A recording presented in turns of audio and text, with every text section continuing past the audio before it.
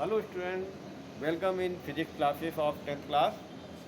Today we are going to start formation of image by a convex mirror. तो convex mirror से image जो बनती है वो किस तरीके की इमेज बनती है और कितनी कंडीशन है इमेज बनाने के लिए कॉन्वेक्स मिरर की। तो there are only two condition for the formation of image by a convex mirror. Number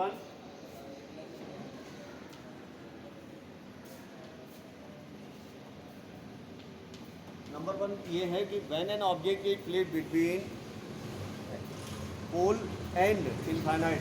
तो when an object is placed between pole and infinite, जब किसी ऑब्जेक्ट को पोल और इनफाइनाइट के बीच में रखा जाता है कॉन्वेक्स मिरर के सामने, तो उसकी इमेज कहाँ पर बनती है, उसका नेचर क्या है और उसकी साइज क्या है, ये सब हमें पता लगेगा। तो दो कंडीशन है, एक तो ये कंडीशन है when an object is placed between pole and infinite, और दूसरी कंडीशन है when an object is placed at the infinite. तो जब किसी ऑब्जेक्ट को इनफाइनाइट पे रखते हैं तो उसकी इमेज कहाँ पर बनती है, कैसी बनती है, वो अगला पॉइंट होगा। इस पॉइंट में आप ये देखेंगे when an object is placed between pole and infinite. देखिए ये एक स्फेरिकल ग्लास बॉल ले लेते हैं हम, क्या ये स्फेरिकल ग्लास बॉल, ठीक है। और इसका ये पार्ट हमने ले लिया, इस पार्ट को इनर सरफेस पर हम पॉलिश कर देते हैं। जब हमने इसके इनर सरफेस पर पॉलिश कर दी, आउटर हमारा जो कॉन्वेक्स शेप है वो हमारा एक मिरर की तरह बिहेव करेगा, मिरर बन जाएगा।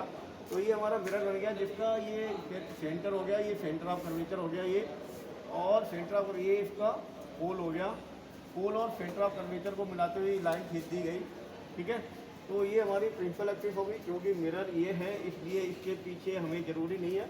और इसका जो फोकस होगा वो ये हो जाएगा, focus centre of curvature and pole, ठीक है। अब ये पोल मिरर का पोल है, ये कॉन्वेक्स मिरर है, ये पोल हो गया, और इधर क्या है, पोल और इधर पूरा प्लेस खाली है, यानी कि पोल और मिरर के बीच में आप ऑब्जेक्ट को कहीं पर रखो, मिरर के पोल और इनफाइनाइट के बीच में हम ऑब्जेक्ट को कहीं पर प्लेस्ड करते हैं। सपोज करिए मैंने ये ऑब्जेक्ट को प्लेस कर दिया, ठीक। और इस ऑब्जेक्ट को प्लेस करेंगे तो रूल वही है, एक तो रे पैरेलल लेंगे प्रिंसिपल एक्सिस के पैरेलल, एक पैरेलल रे हमने ली प्रिंसिपल एक्सिस के पैरेलल रे इस तरीके से रिफ्लेक्ट होगी कि इस तरीके से ये रिफ्लेक्ट हो जाएगी।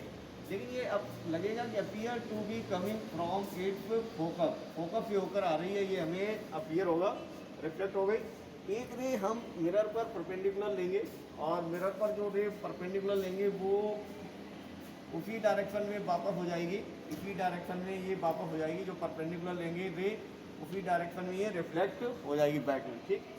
लेकिन लगेगा ये appear to be coming from the centre of curvature of the mirror, mirror के सेंटर ऑफ कर्वेचर से होकर ये आ रही है, अपीयर होगा, ठीक है। तो ये दोनों रे एक दूसरे को इंटरसेक्ट करेंगी, देखिए यहाँ पर इंटरसेक्ट कर रही हैं, तो जहाँ पर ये दोनों रिफ्लेक्टेड रे इंटरसेक्ट कर रही हैं वहीं पर इमेज जो है बनेगी, ठीक। तो इमेज कहाँ बन रही है, पोल और फोकस के बीच में, इस डायरेक्शन में आपकी ऑब्जेक्ट रखा है उसी डायरेक्शन में इमेज बन रही है। तो इस कंडीशन में जो इमेज होती है हमारी वो वर्चुअल होगी, और सीधी बनती है तो डायरेक्ट बोलते हैं, वर्चुअल और डायरेक्ट हो गई। इसका साइज देखते हैं, ऑब्जेक्ट का साइज ये है, इमेज का साइज ये है।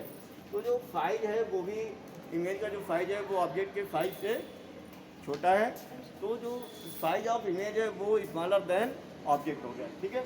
तो ये जो है इसका हम नेचर, साइज और पोजीशन तीनों लिख सकते हैं।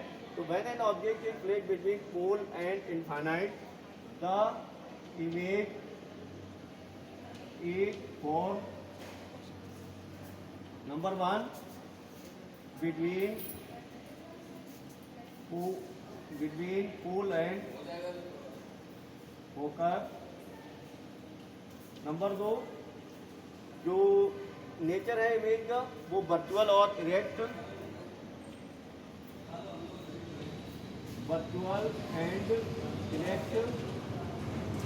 और नंबर तीसरा जो होगा वो क्या होगा, smaller than object, smaller than object. तो size of the image smaller होगी।